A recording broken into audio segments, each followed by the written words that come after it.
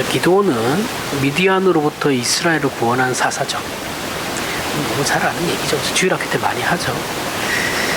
많이 하지만 제대로 배운 적은 없죠. 분명히 구원한 사사입니다. 이스라엘을 구원했어요. 미디안으로부터. 하지만 성경은 그의 사사로서의 행적을 우리의 기대와는 다르게 위대한 신앙인으로도 위대한 용사로도 기록하지를 않아요. 그렇게 기록하고 있지 않아요. 성경은. 하나님께서 기드온에게 승리를 주실 때 그것이 하나님의 기적에 의한 것임을 분명히 하기 위해서, 이거는 너희들이 이긴 게 아니라 내가 이긴 거야 라는 것을 분명히 하기 위해서 군사를 300명까지 줄이셨죠. 그죠? 그 300명은 소수 정예의 개념도 아니라 그랬어요. 그죠? 소수의 정예의 개념이 아니라 그랬습니다. 그런 거 아니에요. 그저 사람으로서는 불가능한 일이죠. 그 300명으로 그 많은 군사를 이길 수는 없죠. 그러니까 사람으로서는 할 수 없는 일을 했다라는 것을 하나님께서 나타내시기 위해서 상징적으로 300명을 남기신 거예요. 그럼 10명을 남기셔도 상관은 없어요. 하나님 입장에서는 아무런 상관없습니다. 하지 않아요. 근데 어쨌든 하나님께서 300명을 정하셨기 때문에 그 300명을 남기시기 위해서 그러한 여러 가지 테스트를 하셨죠. 그렇죠? 그걸 확인시키기 위해서 하나님께서 분명히 하신 일이다라는 것을 증명하기 위해 군사의 숫자를 그 증거로 삼으신 거예요. 내가 300명만 남겼잖아. 너희가 300명으로 저들을 이길 수 있어? 못 이겨. 죽었다 깨어나도 너네 안 된다. 이건 내가 하는 일이다. 그걸 증명하기 위해서 300명만 남기신 거예요. 거기에 무슨 의미를 자꾸 담으려고 하시면 안 된다 그랬어요. 아무런 의미 없어요. 이 전쟁은 이스라엘 북부 지방에서 일어난 것이에요. 이스라엘 북부 지방입니다. 유다와 에브라임이 이게 거의 중부 쪽이거든요. 그러면 중부 딱 절반을 자르면 밑에는 유다고 위에가 에브라임 있고 그다음에 이제 므낫세 이렇게 막 있어요. 그 북부 지방에서 일어난 건데 그쪽에 기반을 둔 지파들이 이제 아셀, 납달리, 므낫세, 반지파. 므낫세는 반지파는 서쪽에 있고 반은 동쪽에 있어요. 므낫세는 그 가나안 정복 전쟁할 때 동쪽에서 남았다가 자기들은 여기서 정착하겠다고 그 여호수아한테 얘기하거든요. 그러면서 그 대신 우리가 군사를 보내겠다라고 해요. 그러면서 군사를 가서 보내고 또 이쪽에 서쪽에 또 정착한 므낫세 지파들이 있습니다. 그래서 므낫세는 므낫세 반지파라 그래요. 반지파 했다고. 그래서 하나의 므낫세 지파가 되는 겁니다. 그렇게 그 북쪽에서는 보통 에브라임이 이제 대빵이었어요. 에브라임이 대표적으로 대빵을 먹고 있고 그 다음에 이제 아셀, 납달리, 므낫세 지파들이 대표적으로 이렇게 있어요. 거기에서 이제 동원된 300명이에요. 에브라임은 빠지고 그냥 아셀과 납달리, 므낫세 지파에서 이제 한 300명이 온 거예요. 거기서 300명을 줄인 겁니다. 이 승리가 얼마나 큰 승리인가 하면, 자, 에브라임은 빠졌어요. 여기를 잘 보셔야 돼. 나중에 에브라임이 시비를 거니까 그거 가지고 에브라임이 빠진 상태입니다. 이 승리가 얼마나 큰 승리인가 하면, 잘 보세요. 12만 명이 쳐들어왔어요. 12만 명이 쳐들어왔는데 300명으로 이긴 거거든요. 제가 얘기했죠. 그 전쟁에서 이스라엘은 칼 한 번 뽑지 않았어요. 지네들끼리 싸우게 하신 거예요. 하나님께서. 그죠? 항아리하고 횃불하고 꽹과리 치겨 해가지고 지네들끼리 쳐들어온 줄 알고 밤에 막 그러니까 피하 식별이 안 된 거죠. 그게 지네들끼리 막 싸우고 다 죽인 거예요. 그리고 도망가죠. 도망간 사람들 패잔병이 1만 명 정도 됐는데 1만 5천 명 정도 됐는데 그 패잔병들을 이제 이스라엘이 따라가면서 죽여요. 인류 역사에 남을 전쟁이죠. 그죠? 300명으로 12만 명을 죽였는데 우리나라 강감창 장군보다 더 울지문독 장군보다 더 훌륭하지 않습니까? 그죠? 대단한 거예요. 칼 한 번 휘두르지 않고 11만 명을 죽였어. 대단하죠. 그죠? 그리고 기드온은 도망가는 패잔병들을 잡으려고 이제 그때서야 에브라임 지파한테 얘기를 합니다. 지원을 좀 해달라. 그래서 에브라임 지파가 테러를 막고 도망가던 이제 미디안의 두 방백 이제 오렙과 스웹을 죽입니다. 그리고 기드온은 또 도망가던 그 세바와 살문나 두 왕을 잡게 되는데 이 두 왕이 예전에 다볼이라는 지역에서 기드온의 형제들을 죽여요. 쳐들어왔으니까, 그죠? 기드온의 친형제들을 죽입니다. 죽이는 일을 이제 기드온이 확인을 해요. 확인을 너네들이 정말 나의 형제들을 죽였냐 했더니 걔네들이 죽였다 그래요. 그리고 확인을 하고 죽여버리죠. 그들을 확인을 한 뒤에. 그러고는 본문에 나오듯이 이스라엘이 기드온에게 자신들의 왕이 되어 달라고 합니다. 오늘 본문부터 나오죠. 그렇죠? 영웅이니까 당신이 이제 우리를 다스려 주십시오 라고 이렇게 얘기하는데 기드온은 저들의 요청을 거절하죠. 거절하고 그 대신 너희들이 가지고 있는 금을 좀 내게 가져와라 이렇게 얘기해요. 그 모인 금이 지금으로 환산하면 20kg가 넘어요. 대단하죠. 완전 벼락부자 된 겁니다. 그리고 그 금으로 에봇을 만듭니다. 그 금으로 에봇을 만드는 거예요. 이 세 가지 사건, 지금 제가 얘기한 이 세 가지 사건, 이 세 가지 사건이 기드온의 행적에 아주 중요한 사건인데요. 다볼에서 죽은 형제들의 원수를 죽인 사건, 그리고 왕이 되라고 한 걸 거절한 사건, 그리고 왕 거절한 대신에 금을 줘서 에봇을 만든 사건. 이 세 사건이 중요한 그 기드온에게 있어서 중요한 행적이 됩니다. 그리고 이 기드온의 행적을 통해서 사사기가 말하고 싶은 내용이 있는 거예요.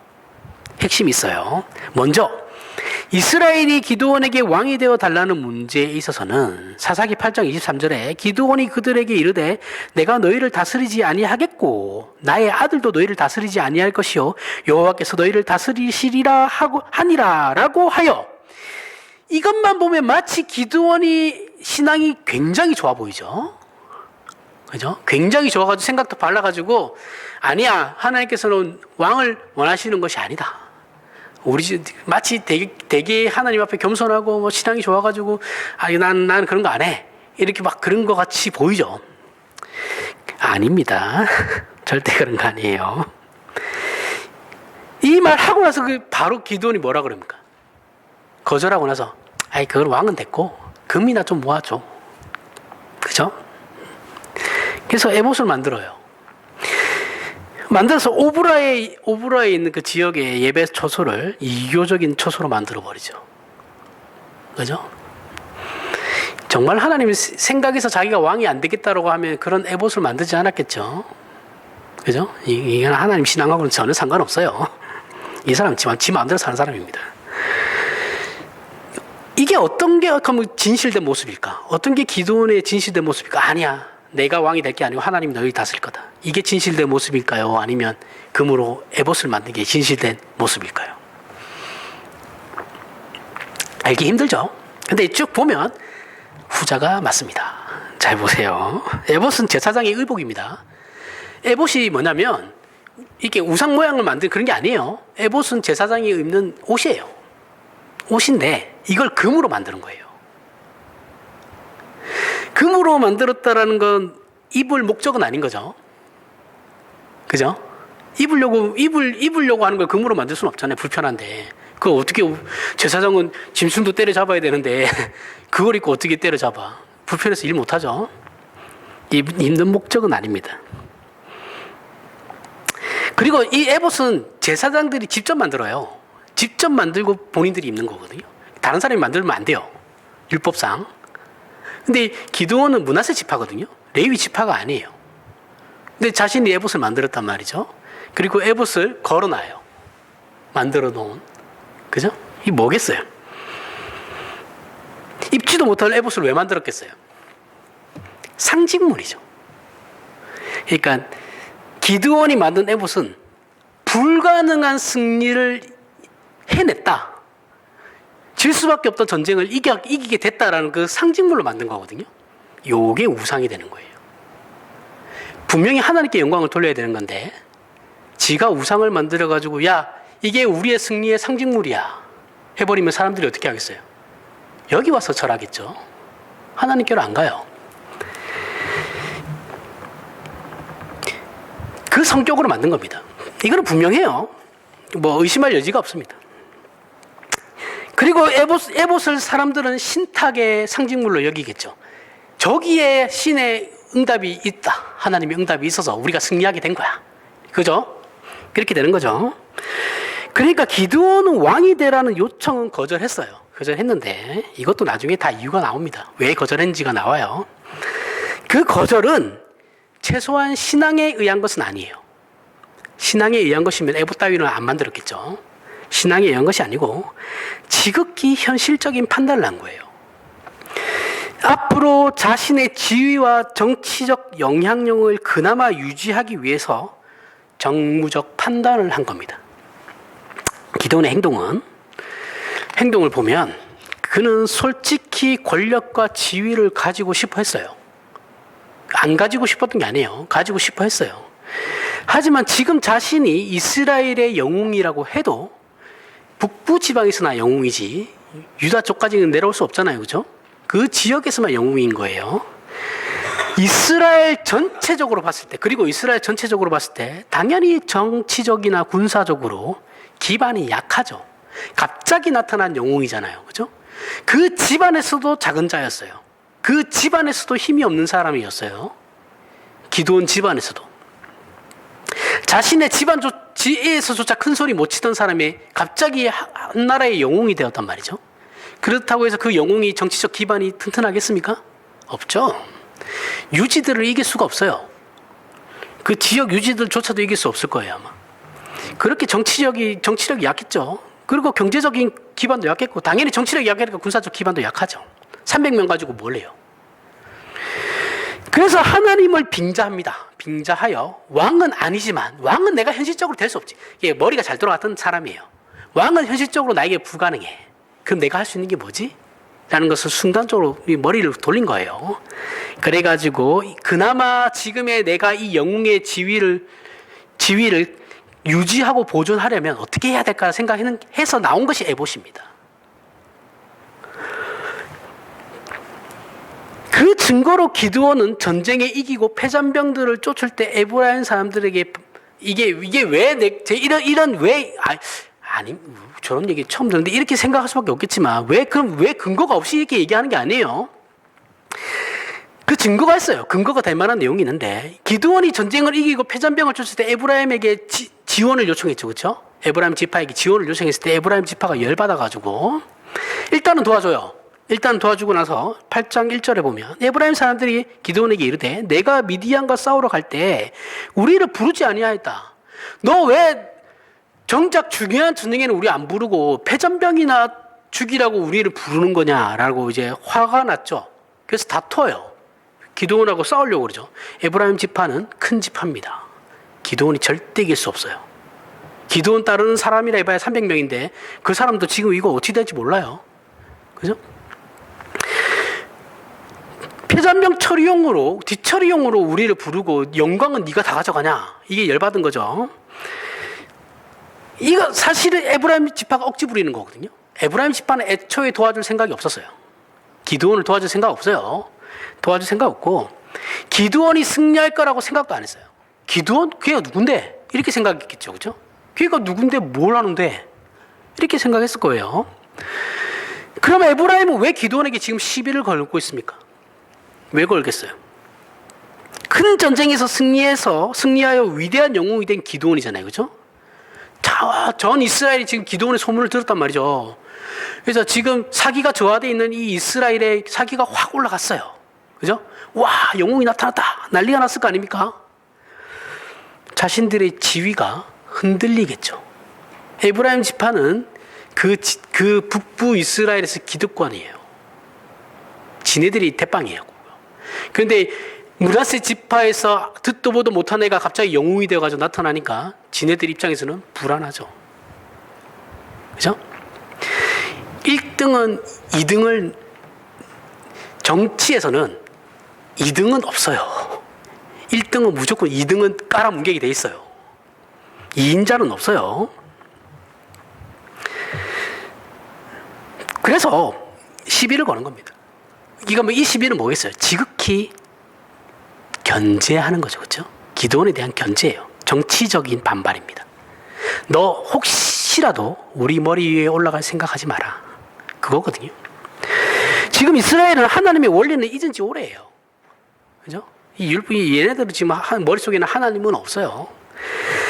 가난의 영향을 받아서 힘의 원리로 살아가는 애들이에요. 그 뭐 에브라임 지파라고 안 그렇겠습니까? 걔네들이 힘이 센데. 이스라엘 안에서 에브라임의 위치는 유다와 함께 쌍벽이에요. 남쪽에서는 유다가 1등이고 패권자고 북쪽에서는 에브라임이 패권자예요. 그래서 그 뭐예요? 선지서를 보면 북이스라엘을 부를 때 에브라임 지파라고 하면 북이스라엘을 얘기하는 거고 유다 지파라고 하면 남이스라엘 전체를 얘기하는 거죠. 그렇죠? 이 대표격이 있는 대표를 대표하는 거죠, 서로. 그래서 에브라임 지파는 뒤에 이게 또 제가 왜 이렇게 해석할 수밖에 없냐면 뒤에 사사 입다가 등장했을 때 에브라임 지파가 똑같은 짓을 해요. 기드온에게 했던 짓. 이 시비를 입다한테 똑같이 해요. 니는 우리를 중요한 전쟁에는 안 부르고 나중에 불러가지고 또 그렇게 하냐. 그때 입다도 얘네들이 견제하려고 그러거든요. 그러다가 진짜 싸움이 나요. 입다는 안 참아요. 안 참고 다 죽여버립니다. 에브라임 지파를. 입다는 건들면 안 돼요. 그 사람은 무서운 사람이에요. 기드온처럼 이렇게 티미하지 않아요. 그 사람은. 근데 뭐 까불다가 된통 당했죠. 에브라임이. 이게 나중에 입다 때 또 이야기하겠습니다. 박살이 나요. 이때 에브라임 지파가. 근데 기드온은 아니에요. 기드온은 용기가 없어요. 이 사람 무서운 사람, 이 사람 되게 유약한 사람입니다. 그래서 뭐라고 해요? 내가 한 일이 너희가 한 것에 비교되겠느냐? 에브라임의 끝물 포도가, 에브라임의 그 끝에 나는 그 마지막 포도가 아비에셀의 첫 포도보다 맛있겠냐? 아니다. 너희가 더 잘났다. 그거 꼬리를 확 내려버리죠. 기드온이. 이게 이스라엘 안에서의 기드온이 영웅이라고 해도 현실적인 위치예요. 못 올라가요. 그 이상을. 이걸 기드온을 너무 잘 알았던 거죠.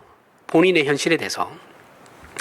이 기드온의 이런 모습은 세바와 살문나 두 왕을 잡아가지고 이제 자기 형제들을 죽인 왕을 잡았잖아요. 그렇죠? 그리고 죽였다고 했을 때 그대로 또 드러나는데 이 두 왕이 잡혔음에도 불구하고 기드온을 별로 무서워하지 않아요.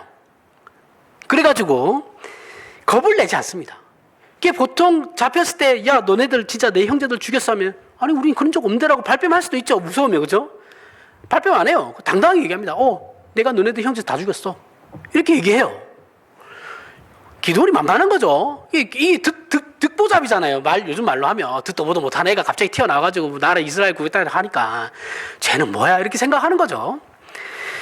그래가지고 기드온이 열받아가지고 맏아들한테 처음에 죽이라고 합니다. 맏아들 여델인데 여델에게 저 사람들 야, 쟤 둘이 죽여. 이렇게 하는데 이 여델이 무서워가지고 사람을 못 죽여요. 그러니까 얘네들이 두 왕이 더 비꼬는 조롱을 하는 거죠. 기드온을. 야, 차라리 네가 죽여라. 네가 우리를 죽여. 그게 더 낫겠다 이래서 기드온이 열받아서 다 죽여요. 기드온이 어떤 사람인지 알겠죠? 못난 사람이에요. 못난 사람. 우리보다도 못난 사람이에요. 죄송한데 진짜 그래요. 그냥 잔머리는 기가 막히게 돌아가는 사람입니다. 포도주 틀 안에 들어가가지고 밀을 깠잖아요. 그죠? 누가 그 안에 들어가서 그걸 깔 생각을 했겠어. 포도주 즙자는 그 틀인데 거기에 포도주 넣고 위에 사람들이 올라가서 막 발로 밟아가지고 포도주 만드는 거잖아요. 그 틀 안에 들어가서 처음에 등장할 때 밀 막 까고 있잖아요. 그때 천사가 나타나가지고 큰 용사여 하는 거잖아. 그렇게 잔머리 범인이 그냥 일반적인 사람이에요. 일반적인 사람. 우리 같은 겁 많고. 자, 이런 일들은 당시 이스라엘 내에서 기드온의 위치와 지위를 그대로 보여주는 거예요. 반영하는 겁니다. 동시에 그에게 어떤 인간적인 특별함이나 어떤 기상이나 위대함이나 용맹함이나 남다름이나 인간의 됨됨이 같은 게 전혀 없다는 것을 보여주는 대목이기도 하죠. 아무것도 없어요. 이 사람은 진짜. 그래서 그는 다른 방법을 모색합니다. 그러면 내가 지금 영웅인데 내가 언제 이런 위치에 올라가 볼 수 있겠어? 그럼 내가 이걸 유지하기 위해서 나는 어떻게 해야 되지? 라고 생각한 게 에봇을 만드는 거죠. 그 지위를 지키려고. 현재의 나의 자신의 지위를 지키기 위해서. 그리고 그리고 이 방법으로 이스라엘 내에서 있게 될 시기와 질투. 이스라엘도 보통 우리네 공동체와 똑같아요. 누가 잘 되는 걸 못 보잖아요. 우리 공동체가. 그 똑같아요. 이스라엘도 지금 기드온이 갑자기 득보잡이가 잘 되고 있잖아요. 그러면 또 질투하는 사람도 분명히 등장하죠. 에브라임처럼. 그죠? 그런 사람들로부터 자신을 안전하게 보호받기 위해서 에봇을 만든 겁니다. 하나님이야. 하나님이 나와 함께 한 거야. 이해하시죠? 잔머리 하나는 끝장나게 잘 돌아가는 사람. 이게 잘 돌아가요. 하지만 그가 만든 금으로 만든 에봇은 기드온 지방과 이스라엘에게 큰 올무가 돼요. 아니 어쩌면 저들의 실체를 이 에봇을 통해서 드러나게 되는 계기가 되는 것이죠. 사실은 이스라엘의 진심이 그 에봇을 통해서 드러나는 거예요. 기드온과 큰 승리를 거둔 이스라엘은 이제 그 금으로 만든 에봇을 섬기기 시작합니다. 그 전쟁을 생각해 보세요. 300명 가지고 인간이 할 수 없는 일을 하나님께서 승리하게 하신 거야 라고 하나님께서 그 300명을 증거로 삼아서 전쟁을 이기게 하신 건데 이스라엘은 하나님께로 안 돌아가요. 어디로 가요? 에봇으로 갔죠. 그죠? 에봇을 섬겨요. 이걸 지금 사사기가 적나라하게 고발하고 있는 겁니다. 우상을 섬기는 것과 동일하게 이 에봇을 섬기는 일이 당시 이스라엘의 진심이었던 거예요. 하나님께 돌아갈 마음이 전혀 없습니다. 그럼 도대체 이스라엘은 왜 이럽니까? 이게 궁금하죠? 사사기 6장에 기드온이 등장하기 전 이스라엘의 배경을 볼게요. 기드온이 등장하기 전에 미디안으로 말미암아서 이제 이스라엘이 하나님께 부르짖어요.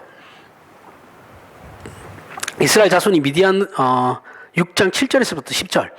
이스라엘 자손이 미디안으로 말미암아 여호와께 부르짖었으므로 여호와께서 이스라엘 자손에게 한 선지자를 보내시니 그가 그들에게 이르되 여호와께서 이같이 말씀하시기를 이스라엘의 하나님 내가 너희를 애굽에서 인도하여 내며 너희를 그 종 되었던 집에서 나오게 하여 애굽 사람의 손과 너희를 학대하는 모든 자의 손에서 너희를 건져내고 그들을 너희 앞에서 쫓아내고 그 땅을 너희에게 주었으며 내가 또 너희에게 이르기를 나는 너희의 하나님 여호와니니 너희가 거주하는 아모리 사람의 땅의 신들을 두려워하지 말라 하였으나 너희가 내 목소리를 듣지 아니하였느니라 하셨다 하니라. 그리고 기드온이 등장하는 거예요. 자, 미디안으로 인해 공고함이나 재난으로 부르짖는 이스라엘의 비명과 호소 앞에 하나님께서 바로 사사를 보내시는 것이 아니고 선지자를 먼저 보내세요. 먼저 보내셔가지고 지금 저들의 처지와 현실을 해결해 주는 것보다 먼저 선지자를 통해서 무엇을 얘기하시냐면 애굽에서 너희를 인도하신 하나님께서 처음부터 너희에게 말씀하시길 애굽이나 가나안처럼 폭력과 약탈의 사회를 만들지 말고 약속의 땅에서 하나님의 정의와 공의가 실행되는 평화로운 하나님의 나라를 건설하라고 했는데 너희가 하나님을 버리고 우상과 힘을 추구함으로 권력을 추구함으로 스스로 폭력과 약탈을 초래한 것이 아니냐 이렇게 얘기하는 거예요. 하지만 이스라엘은 이 말씀을 중요한 거 뭐냐면 전혀 이해를 못해요. 바보예요. 이스라엘 진짜 바보예요. 이 말이 무슨 말인지를 전혀 못 알아듣습니다. 지금 이스라엘은 정치, 경제, 사회, 군사적 자신들이 처해 있는 이 환경, 외적인 것에만 이거 해결하는 것 말고는 다른 소원이 없어요. 이게 이제 계속 반복해서 나타나는 것이 사사기거든요. 우리는 사사기에 이런 이스라엘을 비난한 자격이 없죠. 그죠? 우리도 너무나 똑같기 때문에 그런 겁니다. 그리고 말씀을 못 알아듣는 것도 우리나 이스라엘이나 별 차이가 없어요. 말을 해도 못 알아들어요. 무슨 말을 하는지 그거는 목사님 생각이고요. 이래버리면 이제 끝나는 거죠. 그 목사님 생각이고요 하면 그 와서 설교를 왜 듣고 있습니까? 그냥 집에서 쉬시지.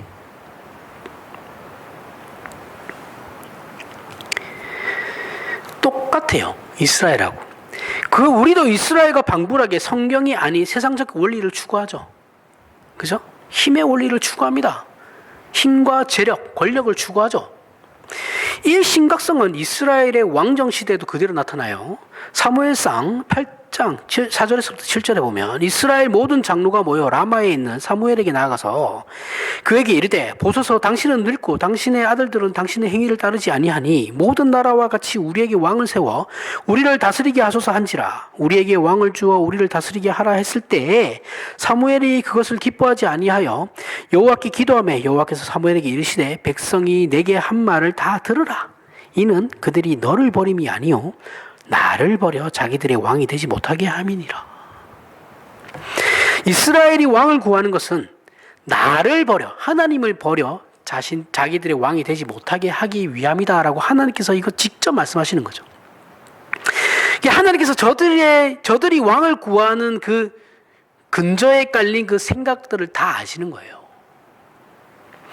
하나님께서 이스라엘의 왕이 된다는 것은 이스라엘이라는 국가가 하나님의 나라라는 정체성을 가졌을 때 하나님께서 저들의 왕이 되실 수 있는 거죠. 그죠? 하나님의 백성이라는 그 정체성을 가졌을 때 하나님을 왕으로 모실 수 있는 거예요. 하지만 저들은 자신들의 왕을 구하고 있는 거예요. 그럼 뭐예요? 이 정체성 필요 없다 이거예요. 우리는 하나님의 백성으로서의 정체성 필요 없고 이스라엘, 이 땅에 있는 이 이스라엘이 잘 되기만 하면 되는 겁니다. 이렇게 그러면서 자기들의 왕을 구하는 거예요. 하나님께서 함께 만드는 새로운 나라를 거부하는 거예요. 외세로부터 나라와 자신들을 그냥 안전하게 지켜줄 중앙 권력, 즉 힘을 요구하고 있는 거죠. 하나님 나라 이런 거 하나님 필요 없고요. 그냥 외세로부터 우리를 지킬 수 있는 강력한 왕을 우리에게 주세요. 우리는 그걸 원하는 겁니다. 이렇게 지금 하나님께 얘기하고 있는, 사무엘에게 얘기하는 거예요. 하나님을 버리겠다라는 거거든요. 왕정 정치는 절대 하나님이 요구하시던 정치 제도가 아니에요. 뭐 이상하게 기독교인들 중에 그런 사람들이 있어요. 왕정 정치가 하나님이 원하시는, 아니에요. 하나님께서는 왕정 정치를 원하신 적이 한 번도 없어요. 세상적인 정치, 경제, 국방력이 필요 없다라는 말이 아니죠. 그죠? 그게 아니에요. 그게 아니고 이스라엘 민족과 저들의 역사 속에서 하나님과 그 이스라엘의 관계는 일반적이진 않죠. 특별한 관계죠. 그렇죠? 하나님께서 특별하게 그들을 끄집어내신 거잖아요. 애굽에서부터. 그렇게 설정되어져 있기 때문에 이스라엘은 하나님의 백성으로서의 그 정체성을 가져야 되는 거예요. 근데 이스라엘은 계속 이 거부하고 있거든요. 이스라엘은 이스라엘이라고 불리는 그 국가적 명칭이 가지는 그 정체성도 이해하지 못하고 있어요. 지네들 국가가 이스라엘인데 그 이스라엘이라는 뜻도 지네들은 모르고 있는 거예요. 이걸 이해해야 되는 거거든요. 그것은 그 국가와 민족과 개인의 정체성이 되어야만 하는 겁니다. 그것이 이스라엘에. 그런데 이스라엘은 이거 자꾸 놓쳐요.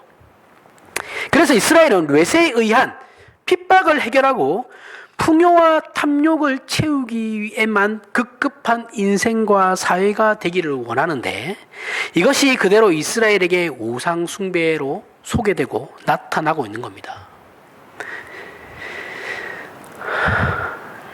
그것이 무엇이든지 간에 자신들이 원하는 걸 들어주는 사람이 우리의 신이다라는 거예요. 그게 바알이든 하나님이든 상관없어요.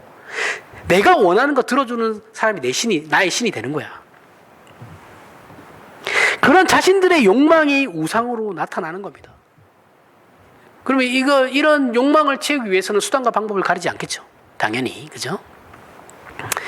그리고 그것이 기드온에 와서는 에봇으로 나타나는 겁니다.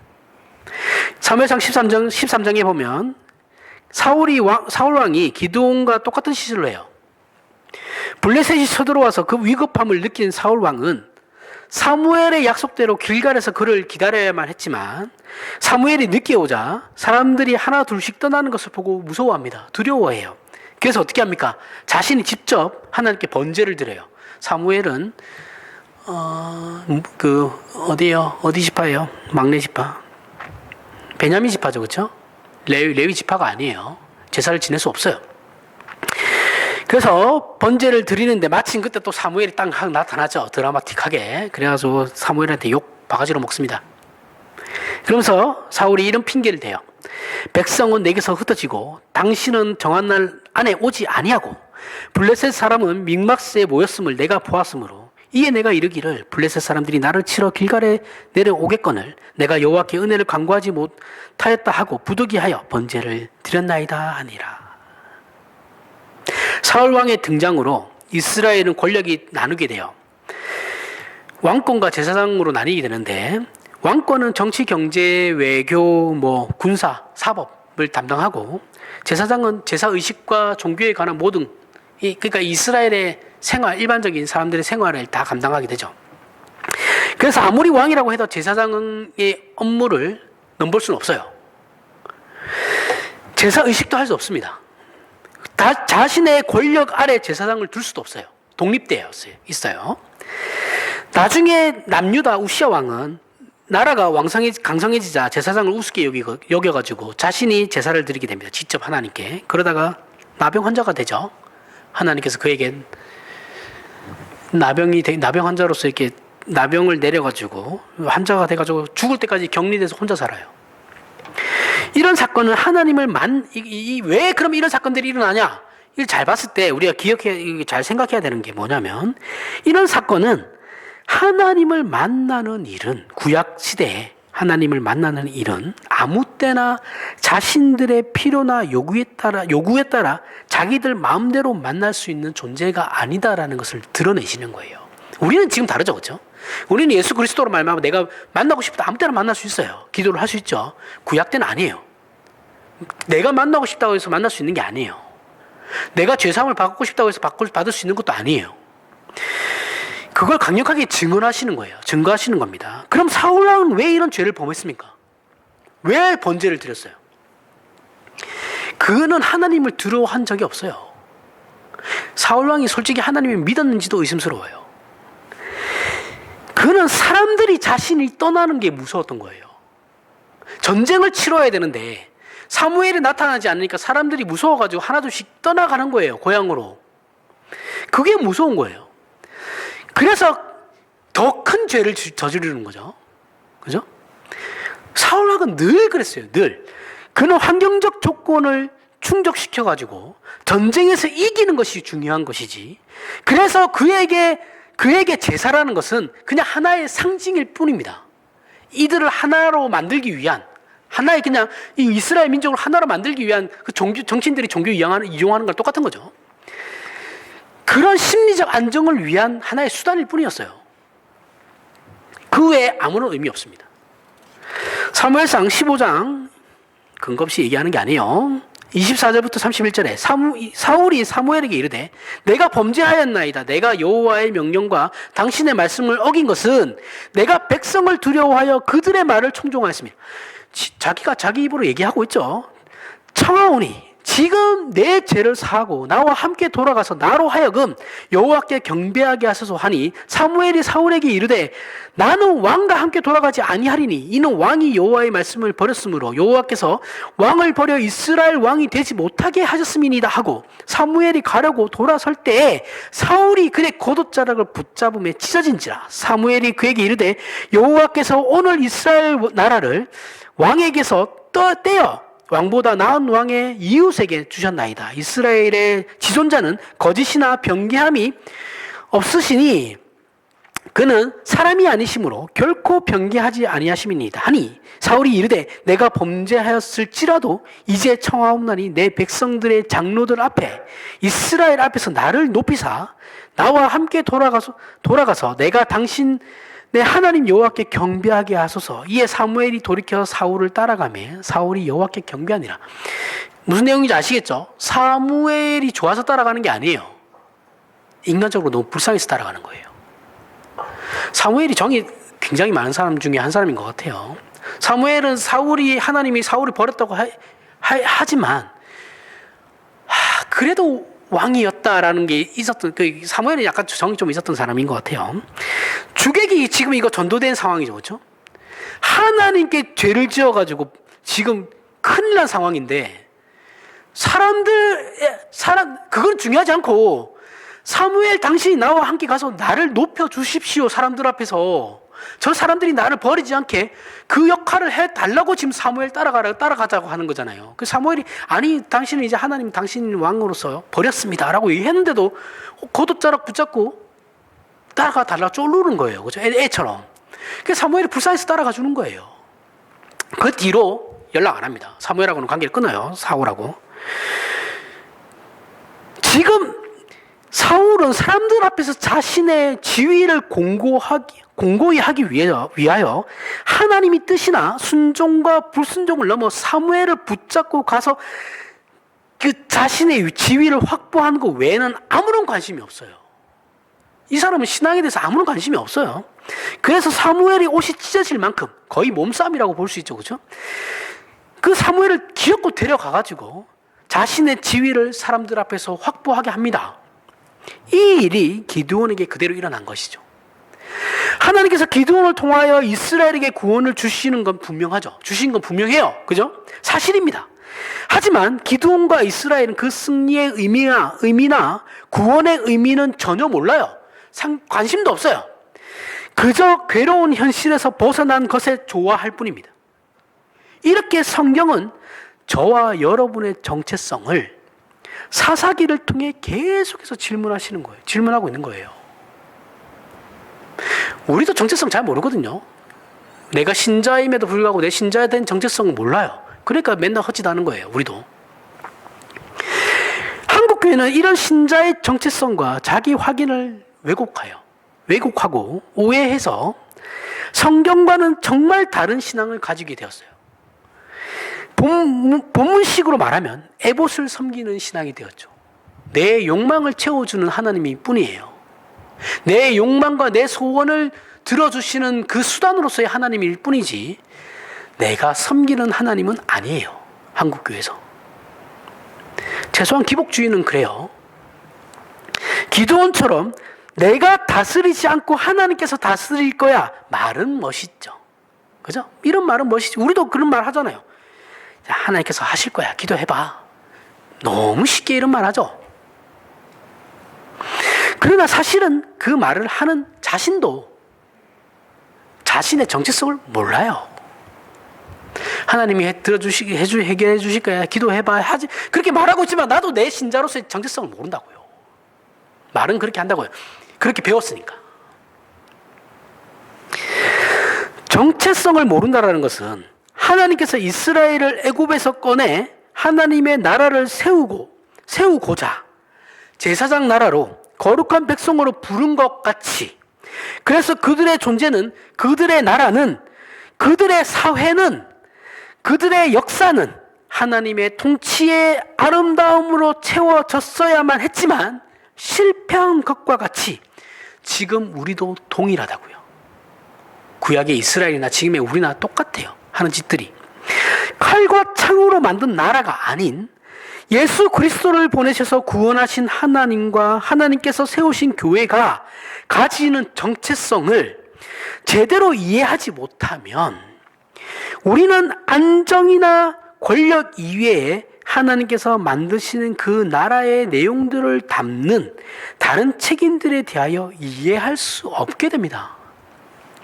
에베소서 5장 15절에 그런즉 너희가 어떻게 행할지를 자세히 주의하여 지혜 없는 자같이 하지 말고 오직 지혜 있는 자같이 하여. 자, 사사기의 기드온과 이스라엘과 우리에게 딱 맞는 말씀이죠. 그죠? 그런즉 너희가 어떻게 행할지를 자세히 주의하여 지혜 없는 자같이 하지 말고 기드온 사건을 보면서 좀 배워봐. 응? 그리고 어떻게 지혜로워야 하고 어떤 게 신앙생활인지 하나님께서 의도하시고 목적하시며 그 일하시는 하나님의 방법이 무엇인지 기드온 사건을 보고 좀 배워봐. 그리고 에베소서 5장 16절에 세월을 아끼라가 등장하는 겁니다. 이스라엘이 하나님의 약속으로 받은 약속의 땅에서 하나님을 버리고 잘못된 선택을 하며 자신들의 실패를 반복적으로 역사에 남기는 못난 짓을 한 것처럼 그렇게 살지 말고 제발 세월을 좀 아껴라. 시간 낭비 좀 하지 마라. 라고 말씀하시는 거예요. 그리고 우리의 인생에서 하나님의 나라, 하나님의 그 통치를 이루라는 것이죠. 막막하게 들리겠지만 하나님의 나라의 개념을 알면 그렇지도 않아요. 우리는 지금 하나님의 나라에서 살아가고 있거든요. 지금 신자들은 우리는 천국에서 살아가고 있는 자들이에요. 죽어서 가는 곳이 천국이 아니라 그랬어요. 거기는 천당, 하늘나라. 천국은 지금 이 땅에 이루어진 거예요. 계속해서 읽어보겠습니다. 에베소서 5장 17절부터 18절에 그러므로 어리석은 자가 되지 말고 오직 주의 뜻이 무엇인지 이해해라. 술 취하지 말라. 이는 방탕한 것이니 오직 성령의 충만을 받으라. 나오는 거죠. 그죠?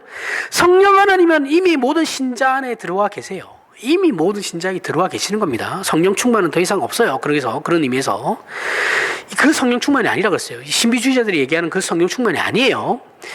그러니 성경은 신자들에게 무엇을 하라 그럽니까? 신자라고 하면 당연히 성령 하나님이 안에 계시는데 너희는 그러니 당연히 성령 충만하게 행동해라라는 거죠. 뭐 어떻게 해요? 그 성령 충만이 뭐예요?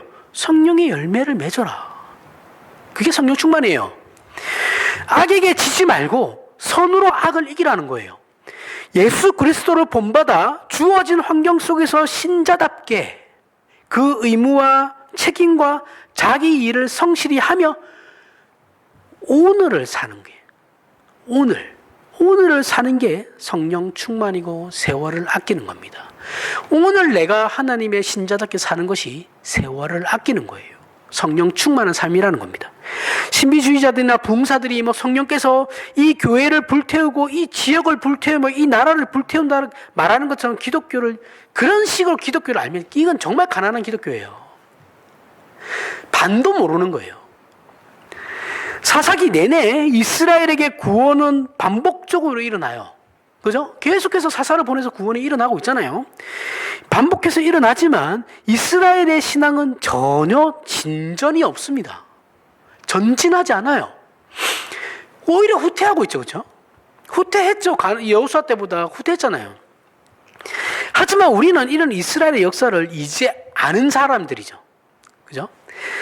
그러니 우리의 조건과 환경과 정황 때문에 직면하게 되는 하나님을 대신하라는 세상의 도전과 시험 앞에서 사사기의 교훈을 받은 자답게 살아내야 하는 것이죠. 우리가 지금 사사기를 모르는 것이 아니잖아요. 지금 여러분들 다 사사기를 배우고 있잖아요. 그죠? 하나님 몰랐는데요는 이제 안 통해요. 죄송합니다. 그렇게밖에 안 됐어요. 그렇게밖에 안 돼요. 이제는 지금은. 다 얘기했는데 뭘 몰라요. 너 몇 월 며칠 예배당에서 그거 다 들었잖아. 너 다 아는데? 하나님 이래버리면 우리 할 말이 없어요. 그렇게 따지면 설교 대충 하시는 분들은 그런 핑계거리를 만들어 주시는 분들이긴 하네요. 목사님들 중에. 고마우신 분들이네요. 핑계 대지 못해요. 저나 여러분이 내지 하나님 앞에서 핑계 댈 게 없어요. 그러니 성령 충만 받겠다고 이상한 데 다니시지 말고 신자라면 이미 우리 안에 계신 성령 하나님과 어떻게 함께 살아갈지를 고민해야 되는 거예요. 지금 내 안에 계신 성령 하나님과 내가 이 삶을 어떻게 살아갈 것인가에 대해서 생각하고 고민해야 된다고요. 이게 신자가 가질 신앙의 자세입니다. 이게 성령 충만이에요. 그리고 이것이 성령의 열매입니다. 이 일은 모든 신자에게 언제나 가능해요. 지금은 안 될 것 같아요 하는 아니에요. 신자는 언제든지 가능합니다. 언제든지 가능한 일입니다. 이미 각 신자에게 저와 여러분들에게 이미 허락되어서 우리가 마음으로 입으로 입술로 고백하고 이미 그 운명과 약속 안에서 행하는 믿음의 삶인 것입니다. 지금 하면 돼요. 이거 뭐 나중에 이거 좀 준비 좀 되면 하지. 아니요. 지금 하시면 돼요. 지금 해야 되는 거예요. 하지만 우리는 이 일에 대해서 전혀 생각하지 않죠. 생각이 없어요. 고민하지도 않습니다. 때문에 할 줄도 몰라요. 막막해요. 그냥 막막하게 느껴지죠. 신자의 삶이라면 신자의 삶이 뭐지? 막막해요. 그냥 착하게 살면 되는 거 아니야? 아니에요. 착하게 살라는 말이 아니잖아요. 착하게 산다고 하는 것은 그냥 하나님 우리가 믿는 기독교 신앙을 윤리 도덕적으로만 생각하는 사람인 거예요. 그걸 뛰어넘어야 된다고요. 상회해야 된다고요. 그래서 신자의 현실이 고단한 거죠. 그죠? 힘들어요. 쉽지 않습니다. 절대 쉽지 않아요. 절대 어려워요. 그럼 이제 어떻게 하실 겁니까? 기드온과 이스라엘은 에봇으로 무엇을 확인하고 싶었던 것이고, 우리는 하나님 대신 다른 이름의 에봇을 만들고 있잖아요. 그럼 그것으로 도대체 무엇을 확인하고 싶으신 겁니까? 내 욕망을 채워주는 어떠한 수단, 그게 굳이 하나님이 필요는 없다라고 생각하는 그것을 통해서 무엇을 확인하고 싶으신 거예요? 기드온과 우리는 무엇을 위해서 그 에봇을 만들었습니까? 그러면 효과는 보셨어요? 기드온이 만든 그 에봇은 이스라엘에게 혼란만 초래했죠. 신앙을 왜곡시켰어요. 타락시켰습니다. 이것이 앞으로 나오게 될 사사들의 시대에서는 나쁜 쪽으로 더 진화돼요. 시간이 지나고 신앙의 진전은 없지만 이런 죄는 언제나 발전하고 진화해 나가며 더 커져요. 그래서 악은 부지런하다라는 말이 있죠. 그렇죠? 악은 부지런합니다, 진짜. 여러분들, 예를 드는 거예요. 우리 정치권 변하지 않잖아요. 옛날이나 지금이나 그 정치인들 하는 짓들 보면 다 똑같잖아요. 맨날 부정부패 일으키잖아요. 부지런해서 그런 거예요. 어떻게 하면 나라 재산 빼먹을까? 얼마나 잘머리를 굴리겠어요. 부지런한 거예요. 좋게 얘기하면. 그 대신 우리는 뭐예요? 아무 생각이 없죠. 그러든가 말든가. 우리는 부지런하지 않은 거죠. 선이 부지런해야 되는데 선은 부지런하지 않아요. 악만 부지런하죠. 이것만 봐도 기독교인은 삶이 피곤해요. 왜요? 부지런해야 되니까. 이 일을 사사기의 이스라엘을 통해서 남이 아닌 우리 자신을 돌아보십시오. 다른 사람이 아니고 나를 돌아보십시오. 나를. 자신의 인생과 존재 속에서 확인하시길 바랍니다. 우리의 아무것도 아닌 삶을 성령 충만으로 살지 않으면 시와 찬송과 신령한 노래들로 서로 화답하며 너희의 마음으로 주께 노래하며 찬송하며 범사에 우리 주 예수 그리스도의 이름으로 항상 아버지 하나님께 감사하며 그리스도를 경외함으로 피차 복종하라. 이 일을 우리는 할 수가 없습니다. 이 일을 하라고 그러잖아요. 바울이. 너희가 성령 충만해서 이 일을 해야 되는 거야. 근데 우리는 죽었다 깨어나도 이 일 못해요. 우리는 늘 하나님의 뜻을 따른다고 하지만 사실 우리는 하나님의 하나님 대신과 하나님께서 일하시는 그 방법을 매우 싫어해요. 우리 자존심 시키려고 지는 거 싫어하잖아요. 그죠? 그것만 봐도 알죠. 그러니 당연히 우리의 삶과 신앙에 감사가 존재할 수 없죠. 어떻게 감사가 있을 수 있겠어요? 그 뒤에 등장하는, 기드온 뒤에 등장하는 사람이 이제 누구냐 하면 뇌도 근육인 삼손이 등장합니다. 얘는 더 멍청해요. 삼손은 성경 인물 중에 가장 멍청한 사람이에요. 바보도 이런 바보가 없어요. 자기 성질대로 아무리 분노를 터뜨리고 복수해봐야 아무 소용없는 거예요. 삼손이 한 일은 개인적인 복수밖에 없거든요. 하나님의 일은 하지 한 번도 한 적이 없어요. 지 복수하러 다닌 거예요. 지 복수하러 사람들 죽인 거예요. 다.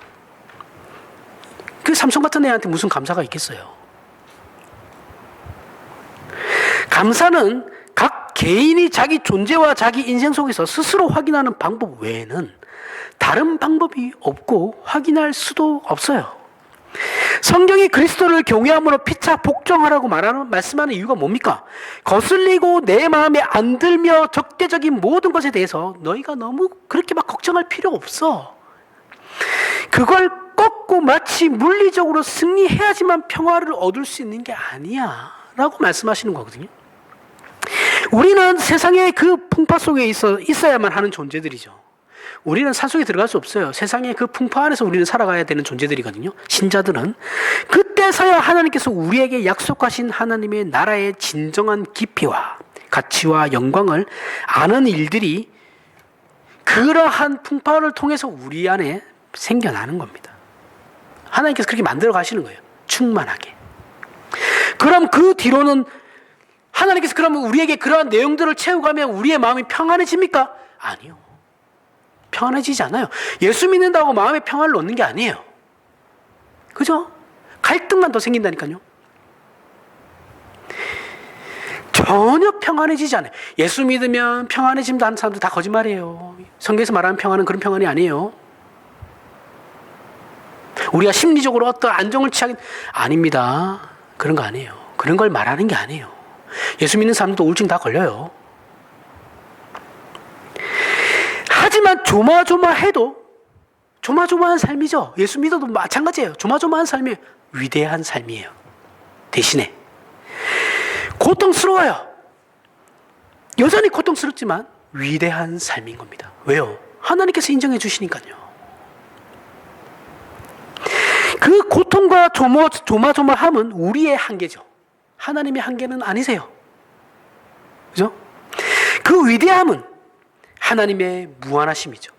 우리는 조마조마하고 고통스럽지만 위대한 삶이라 그랬잖아요. 그렇죠? 고통스럽고 조마조마한 건 우리의 한계인 거고 그 뒤에 위대함은 하나님의 무한하심 때문에 그렇게 되는 겁니다. 그걸 알게 되죠. 연차가 찰수록. 우리가 신자이면서 여기로 오지 않고 있다면 다른 방법으로 살아갈 방법은 없습니다. 신자라고 한다면. 아닌 사람들은 상관없어요. 그럼 이 사실을 알고 순종한다면 우리의 인생보다 위대한 인생이 있겠습니까? 없어요. 우리의 존재보다 더 귀한 존재가 있겠습니까? 없어요. 우리가 제일 위대하고 제일 존귀한 존재가 됩니다. 그러니 모두가 살아서 이 복을, 이 자랑을, 이 위대함을 맛보고 확인하는 삶이 되어 하나님의 자녀된 복을 넉넉히 누리는 저와 여러분이 되길 바랍니다. 기도하겠습니다. 하나님 아버지 은혜를 감사합니다. 하나님의 자녀가 된다는 것의 위대함을 알게 되었습니다. 믿음을 가지고 인생을 산다는 것이 얼마나 놀라운 기적인지를 알게 되었습니다. 이것을 누굴 쳐다봄으로 확인하지 말고 우리 자신의 존재와 우리 자신의 인생에서 이 복을 누리는 그 은혜를, 그 기적을 우리에게 허락하여 주시옵소서. 성경에서 본 감사와 증언과 기적들이 우리 생애에서 가능하고 당연하다는 그 사실을 확인하는 저희가 되게 하여 주시옵소서. 예수님 이름으로 기도합니다. 아멘. 우리 일어나셔서